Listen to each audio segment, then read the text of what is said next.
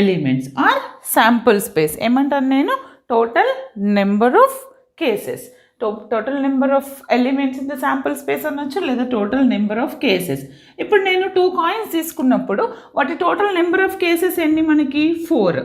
Okay, అంటే sample స్పేస్లో ఉన్నటువంటి ఎలిమెంట్స్ని నేను నెంబర్ ఆఫ్ కేసెస్ అంటాను.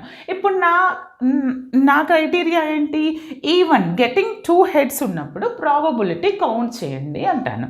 2 హెడ్స్ ఎప్పుడు వస్తాయి? 2 హెడ్స్ రావడానికి ప్రాబబిలిటీ ఏంటి అంటున్నాను. మన ఫార్ములా ఏంటి?